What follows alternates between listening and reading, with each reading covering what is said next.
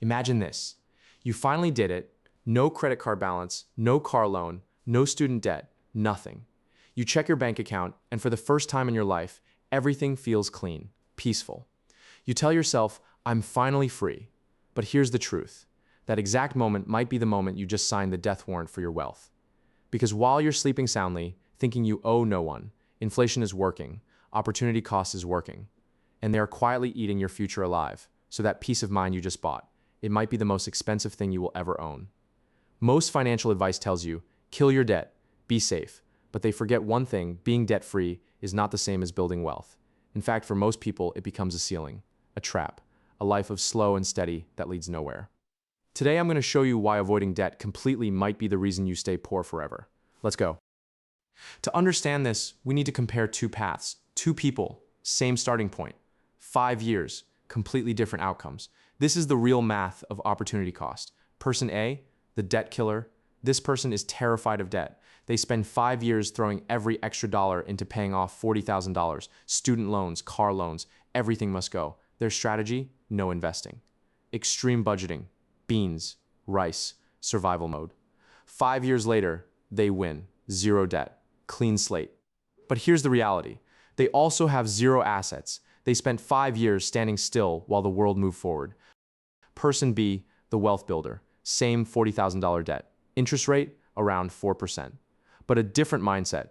They don't rush to kill the debt, they manage it. Minimum payments, and they take their extra cash and invest it. Assets returning 8 to 10%. Index funds, side businesses.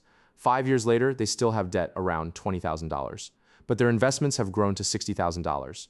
Their net worth, $40,000. Same starting point. Different thinking, different result. Here's the mistake most people make. They focus on the liability, the debt, but ignore something more important, the velocity of money. If your only goal is to reach zero, you're not winning. You're just going back to the starting line. And while person A feels safe because they have no payments, they lost the most valuable asset in finance: time. Now, let's talk about risk, because this is where people get it wrong. Person A has no debt, but if they lose their job tomorrow, they have nothing producing income, no assets, no safety net. They are debt-free but cash poor. Person B, they still have debt, but they also have assets, liquidity, growth, options. That's the difference. Being debt-free gives you control, but it does not give you momentum. Real wealth is not the absence of debt. It's the presence of assets that grow faster than your liabilities. So why does person B win? Because they understand something most people don't. Not all debt is the same. Most people treat debt like one thing, a problem, something to destroy. But wealthy people see two types. First, consumer debt. This is the trap. High interest, 15, 20, even 30%, used for things that lose value, clothes, vacations, cars. This type of debt steals your future income to pay for your past desires. Rule: destroy it immediately. There is nothing strategic about 25% interest. Second, strategic leverage. This is the engine. Low interest, 3 to 7%, used to acquire assets, real estate, businesses, education. This type of debt helps you grow. It lets you control something bigger than your own money. Now let's break it down. You have $10,000. Option 1, no leverage. You invest $10,000. It grows 10%, you make $1,000. Option 2, you use that $10,000 as a down payment. You control a $50,000 asset. You borrow $40,000 at 4%. That asset grows 10%. You make $5,000. Yes, you pay interest, $1,600. But your net profit, $3,400. Same $10,000, more than triple the return. That's leverage. That's how wealth scales. If you refuse to use debt completely, you're choosing to walk while everyone else is driving. But here's the real reason people still chase being debt-free. It's not logic, it's emotion. Debt feels heavy, like pressure, like loss of control. And when you eliminate it, you feel amazing. Relief, freedom, control, a dopamine hit. But here's the hidden trap. Control does not equal growth. You can have full control over a life that is shrinking. You can be safe and still be stuck. You can be the king of a very small, very safe island.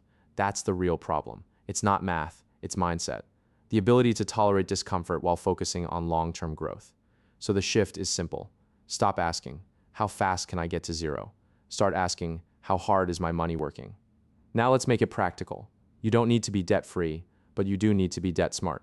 Step 1, compare numbers. If your debt interest is higher than your returns, it's bad debt. Eliminate it. If your debt interest is lower than your returns, it's strategic. Keep it, use it.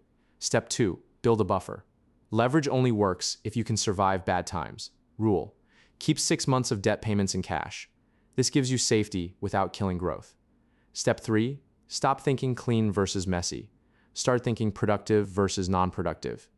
A zero balance with zero growth is clean, but useless.